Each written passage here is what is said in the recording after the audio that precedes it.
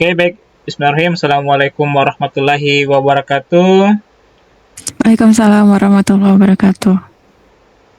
Baik, selamat malam teman-teman sekalian. Selamat malam Bapak Samodro, selaku dosen pengampu mata kuliah metode penelitian, serta teman-teman yang hadir pada kesempatan kali ini.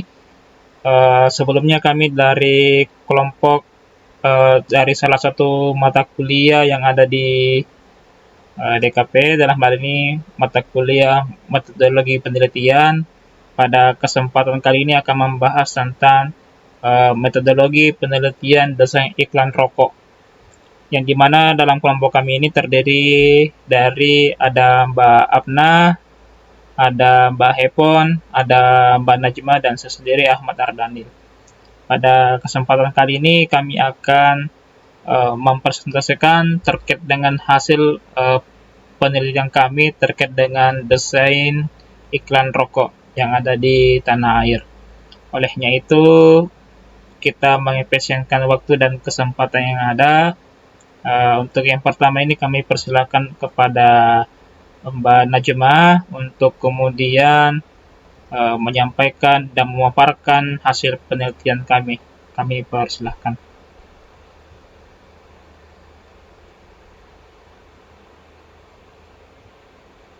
Ya, silakan Mbak Baik, terima Najma. kasih untuk waktunya, Mas Ardanil. Assalamualaikum, Pak Samodro. Di sini saya akan membahas tentang bab 1, latar belakang. Periklanan rokok merupakan fenomena kompleks yang mencerminkan persinggungan antara kepentingan komersial, regulasi pemerintah, dan tanggung jawab sosial. Di Indonesia, industri rokok menghadapi tantangan unik dalam mengkomunikasikan produknya, karena harus menyeimbangkan antara efektivitas pemasaran dan kepatuhan terhadap regulasi yang ketat.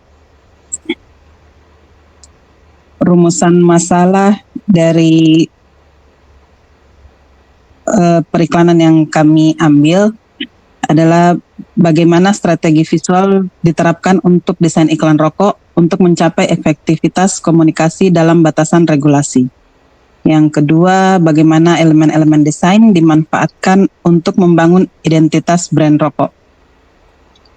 Kemudian tujuan dari penulisan ini adalah menganalisis strategi visual dalam desain iklan rokok dan mengidentifikasi peran elemen desain dalam pembentukan identitas brand. Oke, Mungkin itu yang dapat saya sampaikan. Selanjutnya saya kembalikan kepada Ardanil. baik, terima kasih Mbak Najma.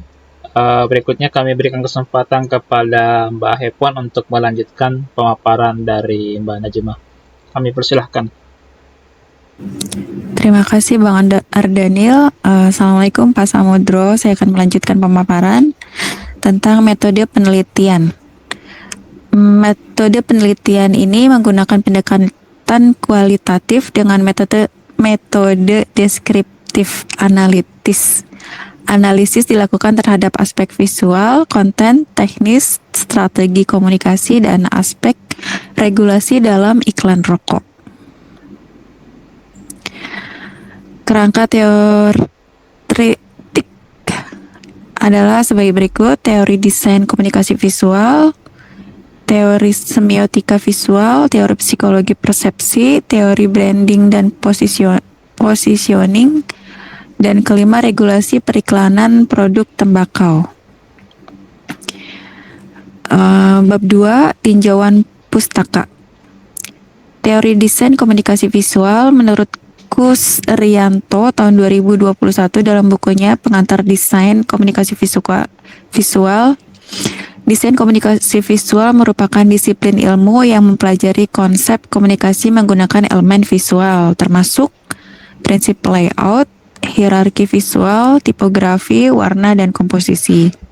Teori semiotika visual Tinarbuko 2020 dalam semiotika komunikasi visual menguraikan tanda visual, ikon, indeks, dan simbol, makna denotatif dan konotatif, kemudian mitos dalam iklan. Selanjutnya teori psikologi persepsi Yang pertama oleh Wijanarko 2018 menjelaskan pengaruh psikologi warna dalam iklan. Warna merah mempengaruhi energi dan gairah. Warna biru kepercayaan dan profesional. Warna hitam eksklusif dan elegan. Warna emas bersifat prestise dan kemewahan. Regulasi periklanan produk tembakau itu yang tercantum dalam Undang-Undang Nomor 36 Tahun 2009 tentang Kesehatan dan Peraturan Pemerintah Nomor 109 Tahun 2012 tentang Periklanan. Kemudian studi terdahulu berupa analisis iklan rokok di Indonesia oleh Sutanto 2017, pengaruh iklan rokok terhadap remaja Widya Stuti tahun 2019. Selanjutnya dikembalikan kepada Bang Andre Daniel.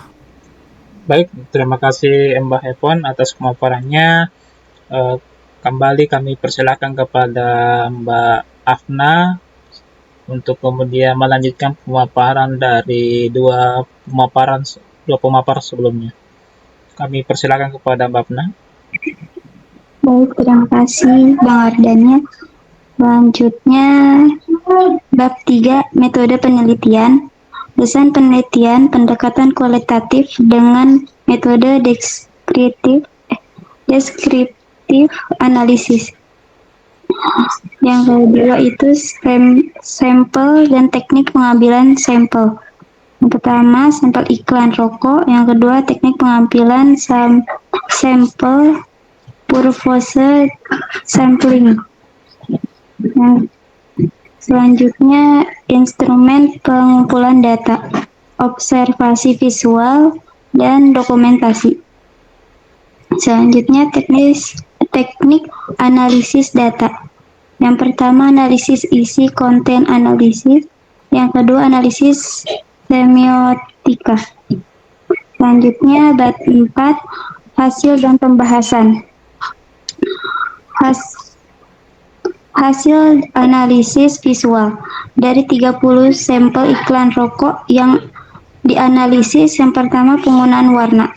Yang kedua 65% menggunakan warna-warna bold, merah, dan hitam. Yang ketiga 25% menggunakan warna-warna dingin seperti biru dan abu. Yang terakhir 10% menggunakan warna-warna netral. Selanjutnya tipografi, 70% menggunakan font sans serif untuk kesan modern, 20% menggunakan font serif untuk kesan premium, dan terakhir 10% menggunakan kostum typeface. Selanjutnya analisis berdasarkan wawancara dengan 5 praktisi desain. Yang pertama, pengaruh warna terhadap persepsi. Yang kedua, merah meningkatkan daya tarik visual sebesar 40%. Yang ketiga, hitam meningkatkan kesan premium sebesar 35%. Yang terakhir, emas meningkatkan persepsi nilai sebesar 25%. Baik, sekian dari saya kembalikan ke Kardinal. Baik, terima kasih atas pemaparan dari Mbak Afna. Untuk pembahasan berikutnya, Pak, saya sendiri yang akan melanjutkannya. Baik, pembahasan strategi visual dalam desain iklan rokok. Di Indonesia, strategi visual iklan rokok mengalami adaptasi yang signifikan setelah pemberlakuan Peraturan Presiden Nomor 109 Tahun 2012 yang membatasi konten iklan rokok. Berdasarkan penelitian dari Jurnal Desain Komunikasi Visual Nirmana tahun 2019, beberapa strategi utama yang digunakan meliputi yang pertama, penggunaan simbolisme dan metafora visual, kedua, penerapan teknik storytelling visual, dan ketiga, optimalisasi elemen desain non-literal. Kemudian, peran elemen desain dalam pembentukan identitas brand. Menurut studi Universitas Trisakti pada tahun 2001, menurut mereka, elemen-elemen desain memainkan peran krusial dalam membentuk identitas brand rokok di Indonesia. Yang pertama, sistem warna konsisten yang menjadi penanda identitas.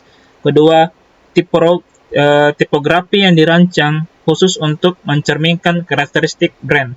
Yang ketiga, layout dan komposisi visual yang menciptakan hierarki informasi sekaligus memperkuat identitas visual. Kemudian berikutnya, aspek psikologis dalam perancangan visual iklan rokok. Berdasarkan penelitian dari Fakultas Psikologi Universitas Indonesia atau UI pada tahun 2002, beberapa aspek psikologis yang dipertimbangkan dalam perancangan visual iklan rokok meliputi yang pertama, pendekatan Gestalt dalam komposisi visual untuk menciptakan persepsi tertentu. Kemudian kedua, color psikologi atau color psikologi yang disesuaikan dengan target market. Yang kemudian ketiga, visual retorik yang membangun koneksi emosional dengan audiens melalui penggunaan simbol-simbol budaya dan sosial yang relevan dengan konteks Indonesia. Kemudian bab 5, kesimpulan dan saran. Strategi visual dalam desain iklan rokok efektif dalam mencapai efektivitas komunikasi. Elemen desain membangun identitas brand rokok, dan ketiga, aspek psikologis mempengaruhi persepsi konsumen. Kemudian saran, yang pertama, bagi praktisi desain mempertimbangkan regulasi dan aspek psikologis dalam perancangan visual. Kemudian kedua, bagi pemerintah meningkatkan pengawasan regulasi periklanan produk tembakau, dan ketiga, bagi masyarakat meningkatkan kesadaran akan bahaya rokok dan pengaruh iklan. Itu dia Pak pemaparan dari kelompok kami. Kembali kami menyampaikan permohonan maaf bila mana dalam pemaparan materi kami ini ada satu dan lain hal yang kurang berkenan dan kurang tepat dalam pemaparan tadi. Semoga apa yang kami sampaikan, apa yang kami paparkan pada kesempatan kali ini bisa menjadi sarana baru bagi kita untuk mengetahui hal-hal baru di luar sana. Mungkin itu yang sempat kami sampaikan kepada Pak Samodro dan teman-teman. Cukup sekian dan terima kasih atas setiap perhatian dan dukungan teman-teman. Kami dari kelompok ucapkan terima kasih. Assalamualaikum warahmatullahi wabarakatuh.